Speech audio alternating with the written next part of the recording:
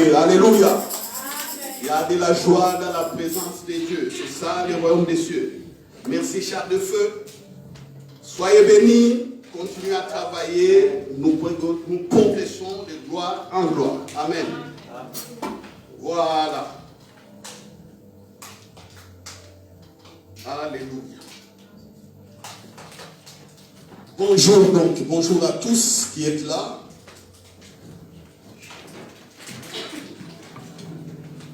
Voilà, donc n'ayez pas peur de danser devant Dieu. Comme je vous disais, moi c'est l'onction qui est tombée sur moi un jour, en méditant sur la Bible, sur la danse de David. Voilà, des cas comme ça, où je vois l'onction venir sur moi et me secouer, c'est des cas assez rares dans ma vie. Généralement, comme je vous dis, moi je ne sens pas l'onction. Je vis l'onction par la foi. J'agis par la foi et je vois la puissance de Dieu se manifester. Mais quelques rares de fois, je sens que je suis secoué. En tout cas, toute ma vie, ça ne dépasse pas 6 à 10 fois. Mais je vois l'onction. Alléluia. Ok, faites de même. C'est pourquoi il faut savoir méditer la parole. À un certain moment, la parole va devenir vie. Quand ça va devenir vie, ça va changer votre façon de voir et votre façon d'être. Vous voyez, nous avons dansé comme David. La danse aussi fait partie de la culture, n'est-ce pas? Alléluia. La danse aussi fait partie de la culture. Nous savons comment les Congolais dansent en général. Nous savons comment les Européens dansent en général. Les Orientaux, ceux qui sont à l'Est, au Moyen-Orient, nous savons comment ils dansent en général. Voilà. Tout peuple ou toute nation a sa manière d'exprimer sa culture. Alléluia. Voilà, et cela nous plonge réellement dans le thème sur la culture du royaume des cieux. Alléluia. Voilà, donc nous prenons nos Bibles. Aujourd'hui, nous allons lire, commencer dans Ézéchiel chapitre 36. Ézéchiel 36. Père, merci, tout au long tu as été avec nous. Et maintenant, ton Esprit Saint veut nous éclairer. Tous ceux qui vont écouter cette parole sont bénis. Et je vois des chaînes tomber, je vois les dépressions quitter les gens. Je vois des malades guéris, je vois ce qui était impossible aux hommes devenir possible au nom de Jésus. Ézéchiel 36, 25. La Bible dit: je répandrai sur vous une eau pure et vous serez purifiés. Je vous purifierai de toutes vos souillures et de toutes vos idoles. Je vous donnerai un cœur nouveau et je mettrai en vous un esprit nouveau. J'ôterai de votre corps le cœur de pierre et je vous donnerai un cœur de chair. Je mettrai mon esprit en vous et je ferai en sorte que vous suiviez mes ordonnances et que vous observiez et pratiquiez mes lois. Alléluia. Ça, c'est la parole prophétique donnée par Dieu, donc par son Esprit Saint, à Ézéchiel, le prophète. Dieu dit à Ézéchiel, dit aux enfants d'Israël, parce que beaucoup étaient déjà en captivité à Babylone, il y a un reste qui était encore dans les territoires de la Palestine, donc à l'époque d'Israël. Et Dieu a commencé à parler de la restauration de ce peuple. Or, dans les plans de Dieu, il ne voit pas seulement le peuple d'Israël, mais il voit toutes les nations. Alléluia. Parmi lesquelles nous, vous et moi. Il dit, il y aura un jour où il ne va pas bénir parce que les gens ont prié. Alléluia. Lisez bien le contexte. Quand vous irez à la maison, lisez bien Ézéchiel 37, vous allez comprendre ce que j'ai dit. Dieu dit, il y aura un jour où je ne veux pas bénir les gens parce que les gens ont prié. Où je veux bénir ces peuples parce que ce peuple, malgré l'exil, malgré la punition que je leur ai donnée, ce peuple s'est repenti. Dieu dit non, non, non, non. Je ferai cela à cause simplement de mon nom. Alléluia.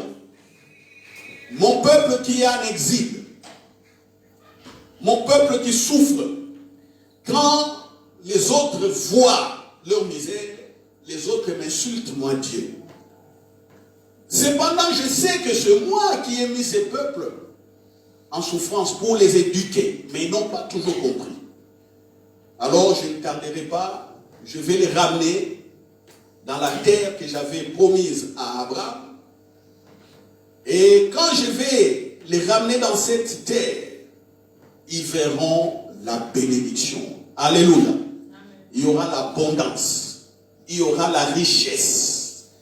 Il n'y aura pas de maladies. Il y aura des familles qui vont se multiplier. Des enfants, des jeunes seront forts et intelligents. Ainsi de suite. Il y aura des inventions. Il y aura les développements économiques. Il y aura les développements sociaux. C'est ça, Ézéchiel 36. Mais Dieu dit, je le fais parce que moi, même je vais changer leur cœur. Je vais ôter le cœur qui est des pierres qui n'écoutent pas. Je vais leur donner un cœur qui écoute. Alléluia. Je vais effacer leur souillure. C'est ce qu'il dit. Il dit, je vais répandre une eau pure, je vais les laver, je vais vous laver, vous purifier, vos souillures, vos péchés, je ne vais plus voir. Parce que quand Dieu dit qu'il va purifier le péché, cela veut dire qu'il ne va plus regarder au péché commis. Alléluia. Il faut bien comprendre ça. À cause du cœur nouveau qu'il va donner. Et il va faire de sorte que le peuple suive sa volonté, ses commandements et ses lois. C'est-à-dire, en un mot, sa volonté. Alors, un beau jour, Nicodème, comme on a vu dimanche passé, vient à Jésus. Les deux professeurs, un professeur avec diplôme, un autre sans diplôme. Mais le professeur sans diplôme, c'est un professeur efficace par expérience sur terrain. Le professeur avec diplôme, lui, il est simplement dans une petite école, 4 murs, c'est là où il parle. Soit synagogue ou je ne sais pas, la classe où on lui avait donné. Mais regarde la classe de Jésus. La classe de Jésus, c'est les mers, c'est les montagnes, c'est les champs, c'est les maisons des gens, c'est les rues. Ça, c'est la classe ou l'école de Jésus. Alléluia. Et quand on regarde Jésus dans sa classe, il n'y a que gloire de Dieu et gloire de Dieu. Amen. Gloire de Dieu et gloire de Dieu. Ah, Sainte grâce vérité, nous sommes école du royaume des cieux de Jésus-Christ, ici établi en Belgique sur la terre par la puissance du Saint-Esprit. Alléluia. Amen. Vous savez, quand je dis ces choses, je sais ce que je dis et je sais à quoi je m'attends. Comprenez ce que je dis, comprenez ce que je prêche. La gloire de Dieu est là pour vous comme pour moi. Donc l'école de Jésus, cette école s'est déplacée aussi ici en Belgique, à Bruxelles. Ici, avec nous. Alléluia. École illimitée. École où on voit la gloire de Dieu. École où on voit des miracles. École où on voit les hommes et les femmes remplis du Saint-Esprit qui avancent et qui montrent la gloire de Dieu. Et Jésus dit à Nicodème, Ce n'est que possible quand tu es né dans le royaume des cieux. Et Jésus parlait de ces textes d'Ézéchiel chapitre 36. Jésus a dit à Nicodème, il faut que tu naisses de nouveau, Nicodème, pauvre. Comment je vais naître de nouveau? Jésus a dit, il faut que tu naisses de l'esprit et d'eau. C'est ça, Jésus prenait ça. Nicodème a enseigné ça. Beaucoup ont enseigné ça dans les écoles rabbiniques. Ils ont formé des gens, ils ont formé selon la loi de Moïse et tout ce que les prophètes, les enseignements de ces prophètes. Mais personne n'avait la révélation de ce verset. Et Jésus commence à les mettre maintenant en pratique. Alléluia. Nicodème ne connaissait donc pas ça. Mais Jésus dit, vous voulez voir la gloire de Dieu, il faut naître de nouveau. Soyez comme moi, naître comme moi, d'esprit et d'eau. C'est pourquoi il a dit à Nicodème, oh Nicodème, il faut que le Fils de l'homme soit élevé.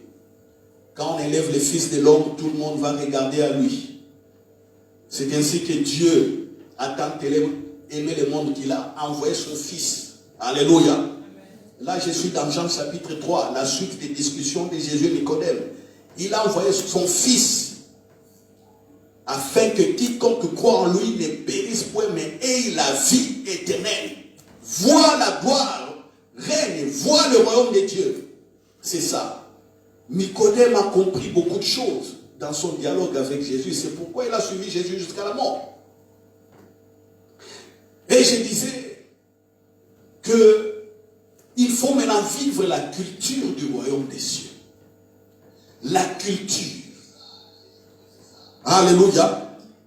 La culture du royaume des cieux. La culture, beaucoup ne comprennent pas la culture. La culture, vous savez, c'est ce qui fait nos vies. En Europe, on appelle ça culture. En Afrique, on appelle ça les coutumes. Les us et coutumes ou les traditions. Mais ça dit la même chose. La culture. Il faut avoir la culture du royaume des cieux. Vous savez, la culture du royaume des cieux, on l'apprend. Nous venons tous des tribus différentes et des régions différentes, des continents différents. Chacun a sa manière de vivre. Chacun a été éduqué en rapport à ce que les parents ou les ancêtres, les aïeux voyaient que c'était bon. Chacun est éduqué comme ça. Mais quand Jésus vient avec une autre culture, une autre éducation. Si le mot culture est difficile pour vous, prenez ça, éducation. Jésus est venu avec une autre éducation. Alléluia. Alléluia. Alors, aujourd'hui, il faut que vous commenciez à comprendre encore ce qu'est la culture. Pourquoi? Parce que ça va vous aider à avoir des repères dans le royaume des cieux. La culture, donc les modes de vie, comment les gens vivent, se construit au fil des générations. Comment est-ce qu'on construit la culture? Il y a l'enseignement. Regardez des pays où les gens n'ont pas assez étudié. Le monde aujourd'hui évolue avec un certain ordre. Mais quand vous regardez dans des pays où les gens n'ont pas étudié, vous voyez, il y a toujours des problèmes et des problèmes. Donc les gens croient ce que peut-être simplement ce qu'ils ont appris de leurs parents, de leurs ancêtres. Ils ne savent pas croire autre chose. Je donne un cas. Le pasteur Samuel, James Samuel, à l'époque, je ne sais pas si vers les années 30 ou 40, il part en Malaisie, si j'ai bonne mémoire. C'est son livre Courir avec la vision. C'est le premier livre que j'ai acheté quand je me suis converti vraiment à Christ et j'ai commencé à prier. Mon premier livre, c'est Courir avec la vision. Je ne sais pas qu'est-ce qui m'a intéressé dans ce livre, mais j'étais attiré, courir avec la vision. Donc il y a une vision, courir, je ne comprenais rien. J'ai commencé à lire. Il dit que en Malaisie, je pense, là où il était, là où Dieu l'avait envoyé, il y a un peuple qui tuait les deuxièmes enfants. Quand une dame avait des jumeaux ou des triplés, on ne considérait que comme enfant le premier-né. Les autres là, on pensait que c'était des esprits. Et pendant des générations et des générations, on faisait que tuer les deuxièmes jumeaux, ou les deux ou les troisièmes, les triplés. Les quadruplés d'ailleurs, n'en parlons même pas. Et quand il a commencé à évangéliser, on est venu lui dire, mais pasteur, est-ce que c'est vrai que quand une dame met au monde deux enfants, le deuxième est un esprit, il faut sacrifier aux esprits? Il a dit quoi? Il dit oui, nous dans notre culture c'est comme ça. Il a dit non, il a commencé à expliquer.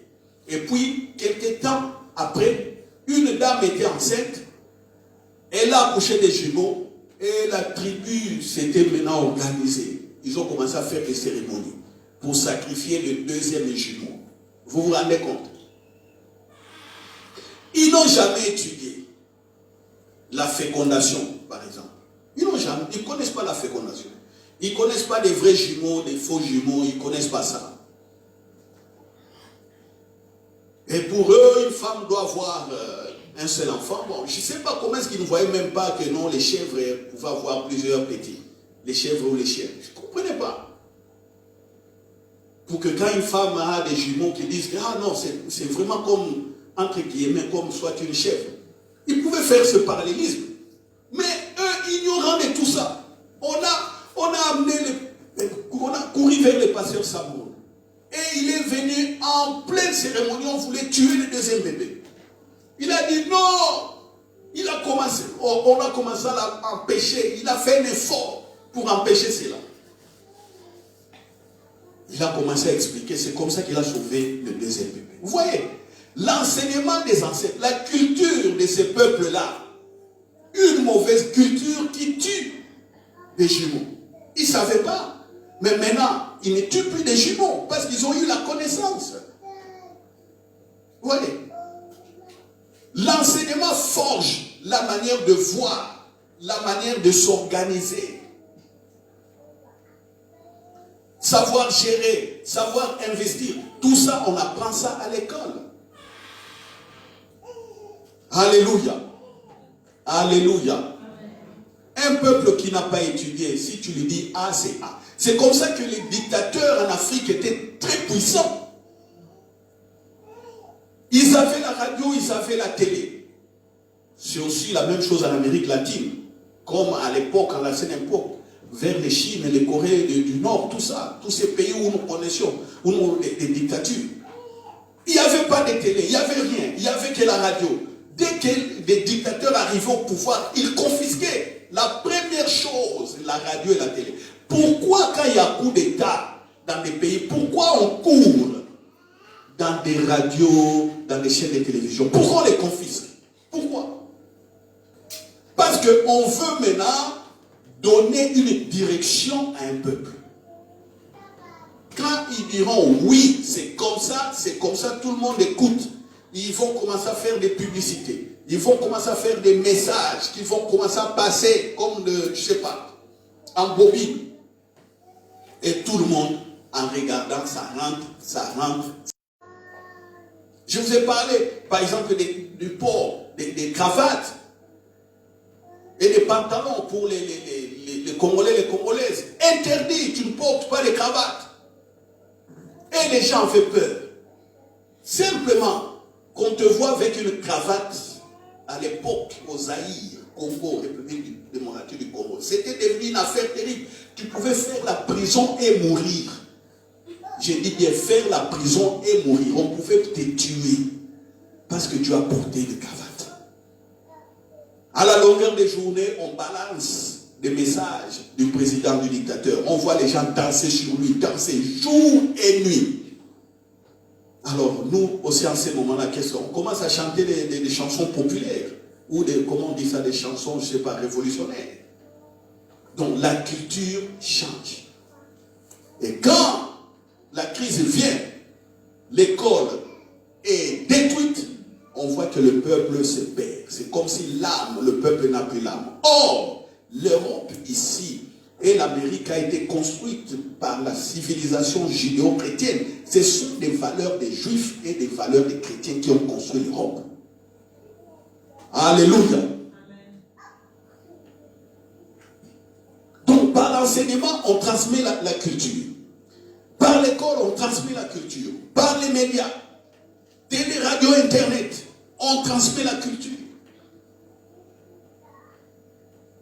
Je peux donner un exemple banal parce qu'il y a beaucoup de jeunes ici. Tout le monde connaît Messi, Ronaldo ici. Tous les enfants, même nous, ça nous est arrivé. On voit les parents regarder les matchs. On attend simplement Messi, Messi. Et puis nous faisons des commentaires. Alors le petit qui est bébé, il fait qu'entendre Messi, Messi, Ronaldo, Messi, Messi. Et puis un beau jour, il commence aussi à regarder la télé, distinguer les joueurs.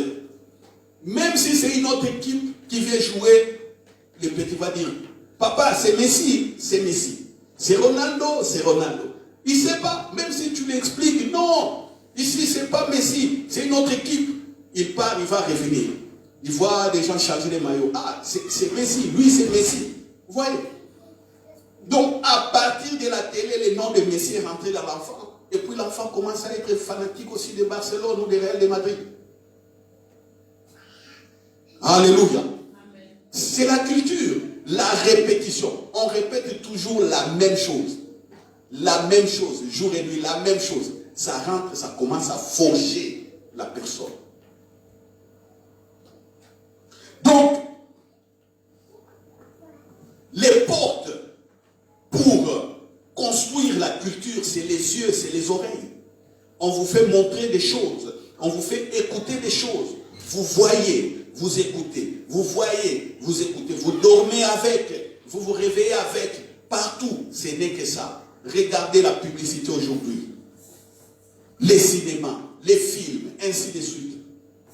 Tout le monde est forgé selon une manière de faire. Le pasteur Yong Gisho disait ceci.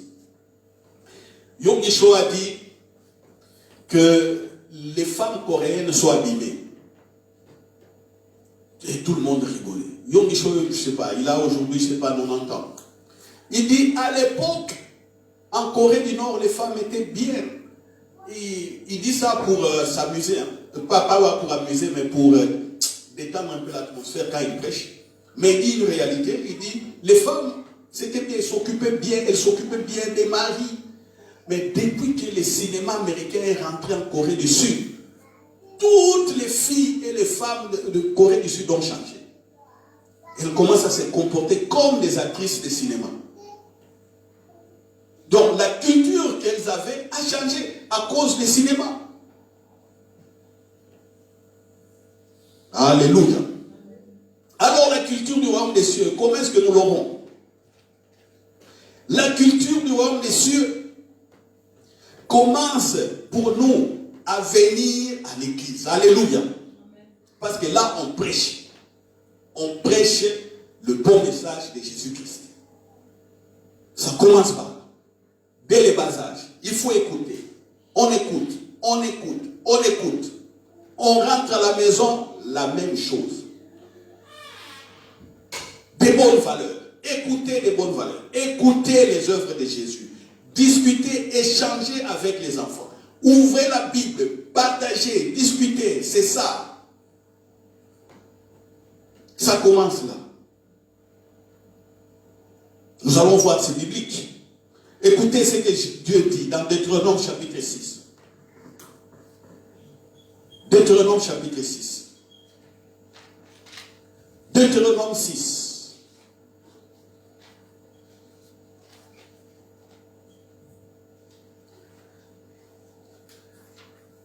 Verset 7 à 9.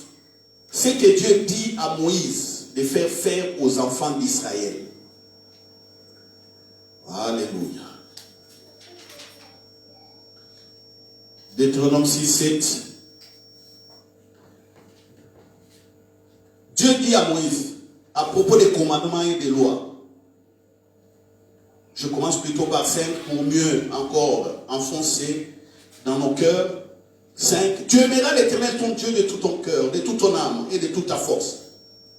Et ces commandements que je te donne aujourd'hui seront dans ton cœur. Tu les inculqueras à tes enfants. Et tu en parleras quand tu seras dans ta maison. Vous comprenez? Quand tu seras en voyage, quand tu te coucheras et quand tu te lèveras. Tu les lieras comme un signe sur tes mains. Ils seront comme des photos entre tes yeux. Tu les écriras sur les poteaux de ta maison et sur tes portes. C'est ce que Dieu dit à Moïse à propos des lois et des commandements. Les enfants, on les inculque, c'est-à-dire on les enseigne, on échange, on parle, on discute. Les enfants, vous savez, ce qui est bien avec les enfants, ils nous ramènent toujours des cas compliqués. Ils vous posent des questions, tantôt vous-même, vous manquez des réponses. Voyez, par exemple, l'enfant qui dit, mais papa, moi je veux voir Jésus. Et papa, l'enfant te dit, je veux voir Jésus. Donc Jésus est comment? Vous voyez des questions compliquées comme ça. Pour faire comprendre à l'enfant que Jésus est esprit aujourd'hui, c'est très compliqué. Mais le Saint-Esprit donne toujours des moyens jusqu'à ce que l'enfant va comprendre que Jésus a bel et bien existé, mais il est esprit. Et puis l'enfant dit, bon, les anges sont comment? Donc moi, quand je vais mourir, je serai comment? Je vais avoir des ailes? Voilà des questions. Alors, en ce moment-là qu'on échange, on explique par rapport à la vraie doctrine, les anges sont comment? Les anges n'ont pas d'ailes. Les anges se présentent comme des hommes. Mais la gloire qu'ils portent, tantôt nos yeux sont éblouis et on voit comme s'ils volent comme des oiseaux. Non. Alléluia. Ils traînent une certaine gloire. Des choses comme ça. Ouais. Donc, échange. Quand ils vont coucher, on leur parle. Ils s'élèvent, on leur parle. Les yeux liés, signes dans les mains et comme des frontons plutôt entre leurs yeux, des portes pour que la culture, les enfants s'habituent à la culture du royaume des cieux. C'est ça. Alléluia. Et voyons, c'est que Jésus. Maintenant, par rapport à Jésus, on prend Luc chapitre 4. Vous allez voir, c'est la même chose. Luc chapitre 4, versets 14 et 16.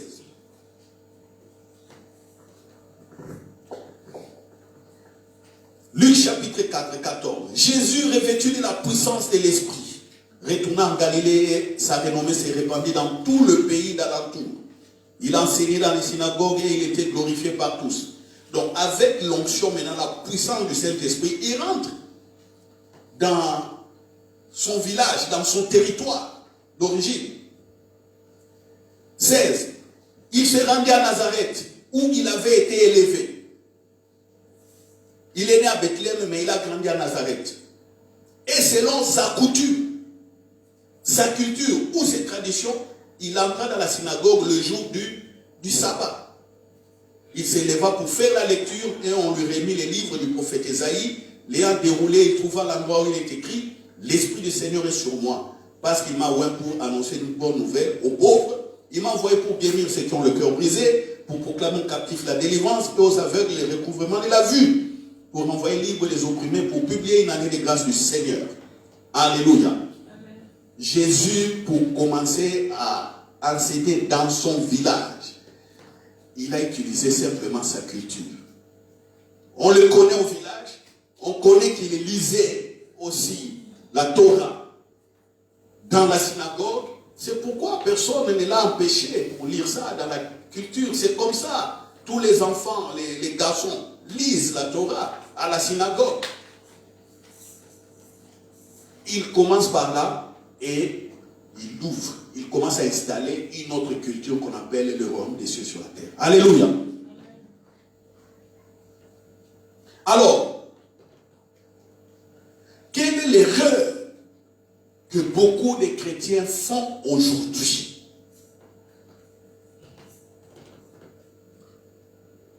Beaucoup, au lieu de faire comme je viens de le dire, de partager, d'enseigner les enfants, ainsi de suite, ils ne le font pas, eux regardent à autre chose. Vous allez voir, dans des familles où les parents, par exemple, soit vont prier à l'église, ou dans certains groupes de prière, mais les enfants restent à la maison. Les enfants font autre chose. Quand les parents reviennent, ils ne savent même pas partager ce qu'eux ils ont reçu. Donc, entre guillemets, je suppose que les parents, soit ils n'ont pas compris, parce que quand on a compris, il faut transmettre. Et d'autres parents, ils sont d'accord, ils sont eux dans des scandales actuellement. Ils ne regardent que des scandales de l'église. Oh, dans telle église il y a eu ça, tel pasteur a fait ceci. Oh, là on a volé l'argent, là on a sorti avec des filles. Oh là, c'est quoi, il y a eu des bagarres, là. Et les gens passent le temps à commenter des bêtises comme ça. Regardez un peu ce que le monde fait pour saisir. Je vais retourner sur ce que j'ai dit. On prend par exemple l'image des films. Regardez dans tous les films, on présente toujours des acteurs principaux comme des héros. On choisit toujours des acteurs beaux, entre guillemets, tout le monde est beau. Mais on les décore, on les habille, on les coiffe pour qu'ils soient attirants. Donc par les yeux, rien que la présentation de l'acteur t'attire. Les actrices, la même chose. Regardez les mannequins, la même chose. On prend bon, on les change pour ne pas dire que c'est les plus belles. Non, toute femme est belle. On leur donne une certaine forme. On commence à passer ça régulièrement et tout le monde commence à croire que pour une femme d'être belle, elle doit être maigre, et ainsi de suite. Alors, quand on vient dans des grands rassemblements comme des matchs de foot, qu'est-ce qu'ils font? Ils commencent à faire la promotion du fair play. Pourquoi? Parce qu'ils savent que le foot doit rester, je dirais, les matchs doivent rester non violents. Vous voyez, supprimer la violence entre les joueurs eux-mêmes. On parle de fair play, on commence à sanctionner les racismes et toutes les mauvaises choses. Pourquoi ils le font? C'est simplement pour garder les gens dans le produit, c'est-à-dire les matchs de foot qu'ils présentent. Parce que si les gens vont au stade et que le match ne se termine pas, il y a toujours des bagarres. Tout le monde va se fatiguer, personne n'ira plus au stade. Aujourd'hui, regardez, quand on montre un match de foot, vous allez voir, on cherche beaucoup d'images aussi où on voit des enfants. Soit des bébés, des enfants de 2 ans, une année, ou soit de 3 ans, dans les stades, des jeunes adolescents. On les filme. Et puis on insiste. Quand les commentateurs reprennent certaines séquences, ils montrent ces images-là, là où il y a des adolescents ou des jeunes. Pourquoi ils les font? C'est pour supprimer la non-violence, pour dire que non, c'est bon, venez. Oh, le foot, c'est une culture. Tous ces rassemblements, c'est une expression de joie. Mais ça produit de l'argent. Et le monde où les businessmen essayent un peu de protéger cette industrie pour faire encore beaucoup plus d'argent. Donc on ne laissera pas n'importe quoi passer devant les écrans. Il faut supprimer les mauvaises images. Vous voyez? Quand un athlète court, il tombe, il fait un arrêt cardiaque, vous allez voir directement le caméraman quitter cette image. Pourquoi? Parce qu'il ne veut pas que ceux qui suivent aient des mauvaises perceptions, comme on dit. Alléluia. Amen. Donc tout est arrangé de sorte que les gens soient attirés. Mais maintenant dans l'église, ceux qui n'ont pas la culture du royaume des cieux, qu'est-ce qu'ils font? Au lieu de faire la promotion de ce qui est bien, eux regardent qu'au scandale. les échecs de certains pasteurs, leurs bêtises, alors ils amplifient cela. Et les gens quittent des églises, ils restent dans des maisons. Vous savez, quand vous êtes dans des cas comme ça, c'est-à-dire vous n'avez pas compris le royaume des cieux, ceux qui sont dans le mal, des serviteurs ou servantes de Dieu là, qui ont quitté ce que j'ai dit, qui ont quitté les droits chemins, ont leur sanction devant Dieu. Parce que Dieu voit tout. Alléluia. Si le Saint-Esprit voulait les tuer tous, il allait déjà les éliminer un par un. Tu montes à la chair, bon, tu meurs. Tu vas, je ne sais pas où, accident, bam, tu meurs. Le Saint-Esprit allait commencer à nettoyer toutes les églises comme ça. Mais pourquoi le Saint-Esprit ne le fait pas? Posez-vous des questions. Pourquoi il ne le fait pas? Est-ce qu'il est distrait? Non, il est là, il sait, il le voit. Il sait qu'eux sont déjà sous la sanction.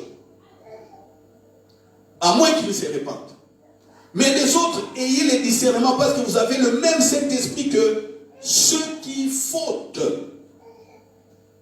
Alors si le monde, l'industrie du foot par exemple, lutte contre la violence pour que le foot reste attrayant, attirer les mondes, réjouir les nations, unir les nations, parce que le foot unit les nations aussi.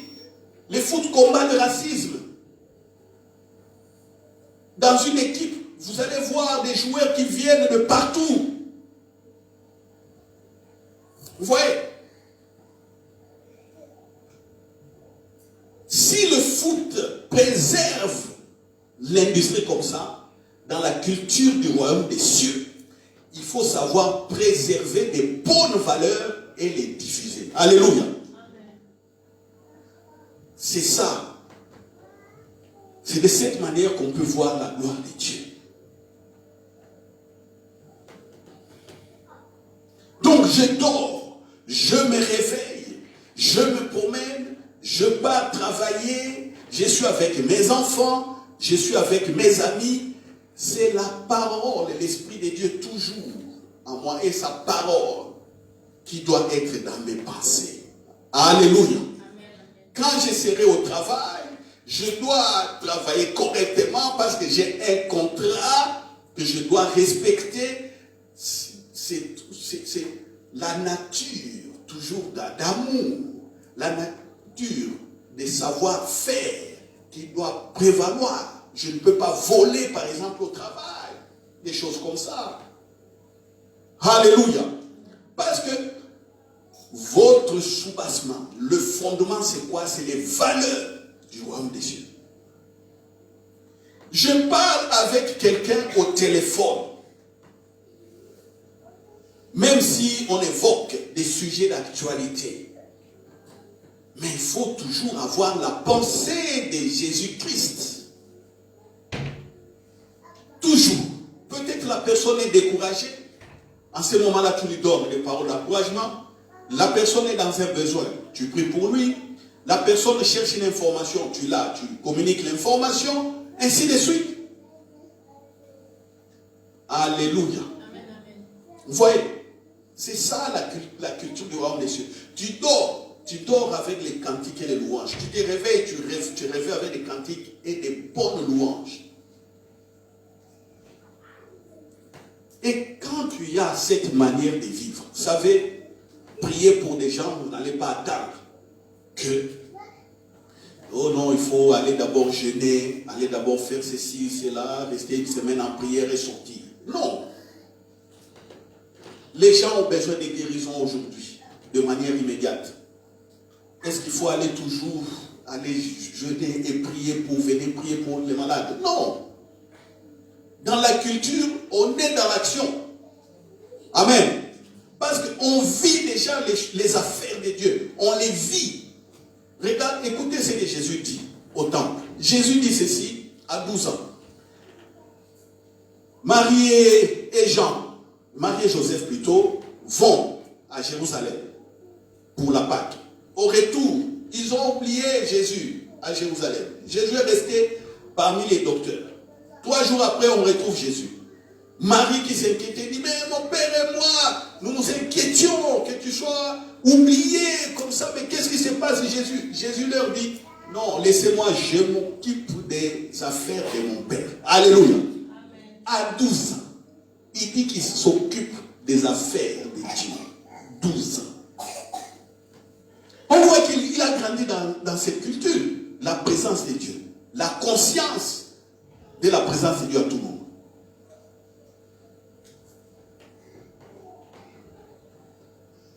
Alors, si ces choses manquent, c'est difficile. C'est difficile de voir la gloire de Dieu. C'est difficile. C'est pourquoi j'ai dit, prenez de temps avec de telles prédications, vous vous enfermez seul avec le Saint-Esprit. Les telles prédications ne mettent pas en avant l'homme de Dieu. Non, mettent simplement en avant Jésus. Vous restez avec de telles prédications où on ne parle que rien que de Jésus. Où ce n'est pas l'homme de Dieu qui dit, venez avec quelque chose, je vais prier pour vous, vous serez bénis. Non, pas des choses comme ça. Parce que lui-même ne comprend rien. Il est limité par la connaissance. Des prédications où on ne parle rien que de Jésus, où on montre sa grandeur, où on montre ce que tu peux faire avec le Saint-Esprit, tu t'enfermes. Tu commences à méditer, à étudier, tu restes calme. Quand tu sors des moments de méditation, la pensée est transformée. Parce que dans ta pensée, il n'y a que ce que tu viens de lire. Alléluia. Amen. Alléluia. Amen. Voyez. Donc, l'heure avance. Pour conclure un peu ce que j'ai dit aujourd'hui, parce qu'on va continuer les dimanches prochains sur la culture. Comment voir cette culture du royaume des cieux? Je dis ceci, la culture commence dans des milieux d'enseignement comme ça, où l'Église enseigne correctement le règne de Jésus-Christ, l'œuvre de Jésus. On n'enseigne pas des choses secondaires, non. Ce que Jésus a réellement fait, c'est ce qui doit être d'abord comme premier enseignement. Avec ça, on partage dans la famille. Les enfants doivent comprendre. Parce que la force de l'enseignement, c'est quoi? Quand tu transmets, cela te reste.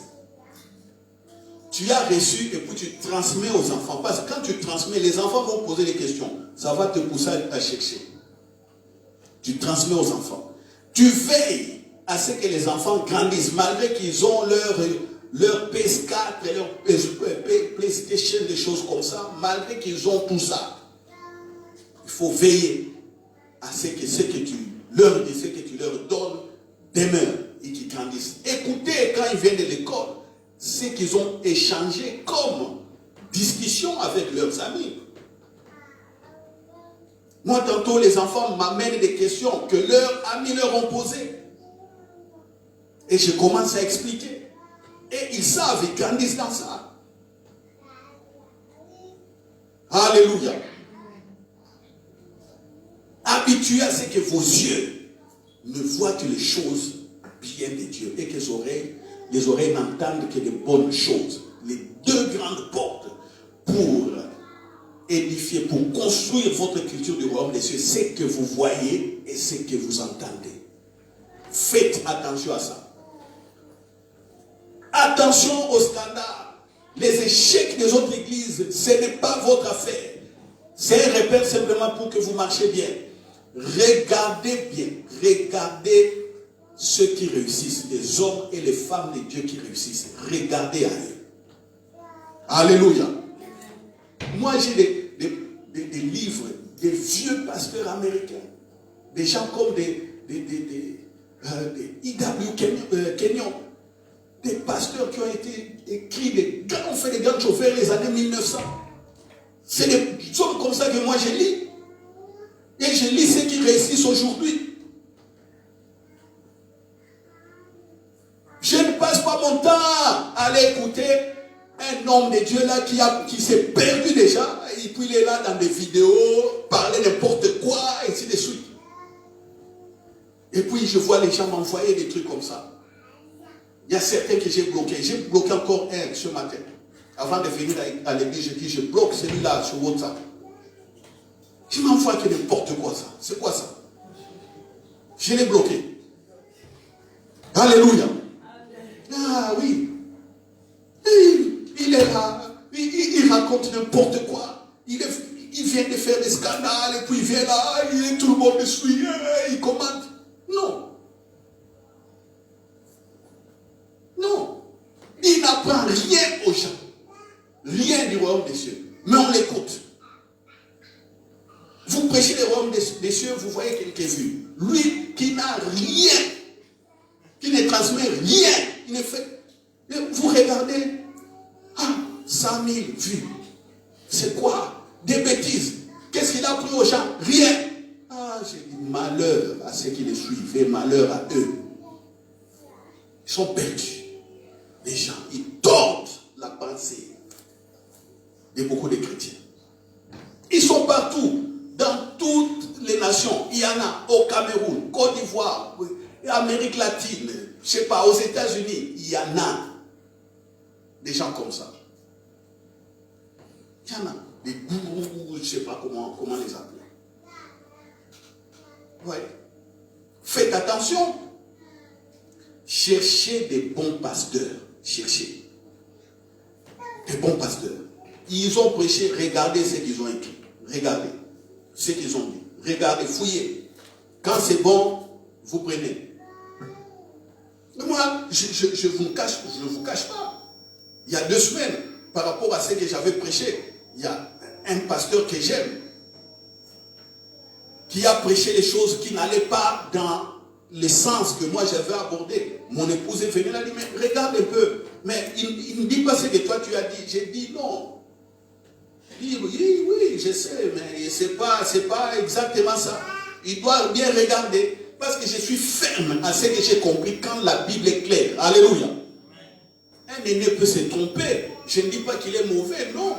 Un aîné peut aussi se tromper. Quand il se trompe, je dis non, regarde, ici, je vois. Tu vois, il a commencé à dire ici, mais si tu lis 3 versets en haut, tu vois que ça change un peu. On essaye d'apporter, d'améliorer. C'est ça. Mais il reste un aîné que j'aime, que je suis. Parce que j'apprends beaucoup de lui. Alléluia. Et quand j'ai compris qu'il n'a pas été profond dans cette prédication, moi je ne dis pas que non, moi je deviens meilleur. Non. En principe, j'ai construit encore plus que lui. Parce qu'il m'a servi de repères. Là où il n'avait pas bien allé en profondeur, il m'a servi de repères pour aller plus. En réalité, il m'a donné une échelle pour progresser. Alléluia. C'est ça la vérité. Il m'a donné une échelle pour progresser. Ce n'est pas que je dois m'asseoir là-bas, commencer à les critiquer. Non. Ça arrive. Moi aussi, je peux me tromper. Et quand tu as vu que je me suis trompé et que toi, tu as bien compris, donc je te sers d'escalier pour aller plus loin. C'est ça la vérité. Mais quand vous vous asseyez, vous commencez à critiquer, vous coupez ce morceau des vidéos, le morceau des vidéos, vous mettez ça sur YouTube, sur WhatsApp, regarde ce qu'il a dit. Regarde.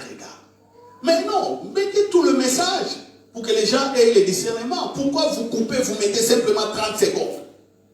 Est-ce que j'ai prêché pendant 1 heure? Est-ce que c'est les 30 secondes qui ont fait tout l'enseignement, la prédication? Non.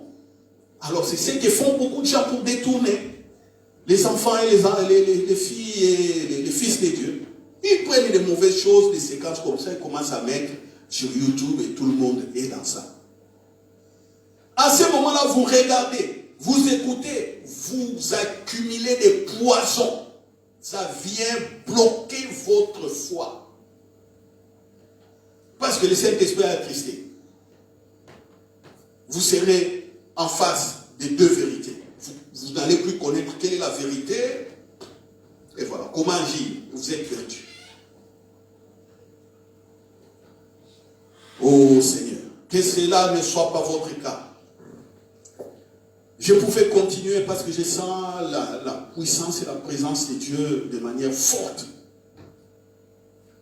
Mais nous sommes soumis au temps.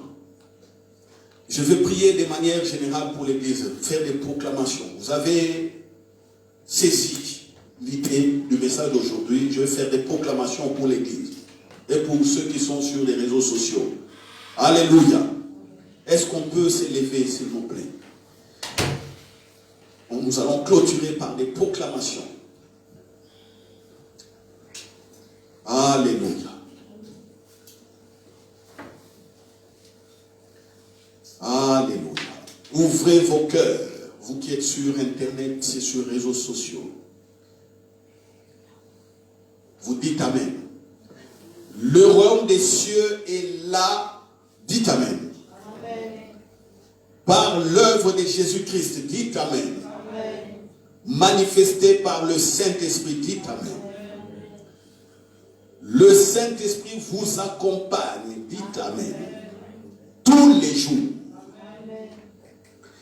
Dieu a dit lui-même qu'il va vous donner le cœur des chairs, dites Amen. Amen. Parce qu'il a donné ses cœurs, dites Amen. Amen. Et il marche lui-même avec vous, dites Amen. Amen.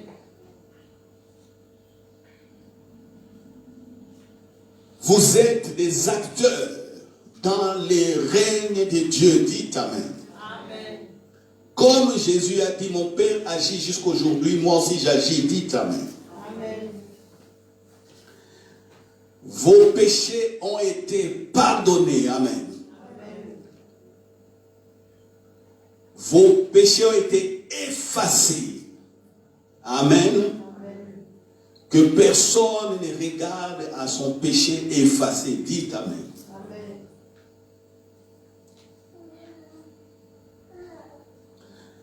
Vous êtes fils et filles du royaume des cieux, dites Amen. Amen. Tel le Père a aimé Jésus, tel il vous aime, Amen. Amen. Et votre corps est le temple du Saint-Esprit. La guérison est en vous. Personne ne peut vous bloquer. Aucun sorcier ne peut vous bloquer. Les ténèbres ne peuvent vous envahir. Parce que vous allez toujours les déchirer. Et vous êtes plus que vainqueurs. Au nom de Jésus. Amen. Voilà, nous acclamons.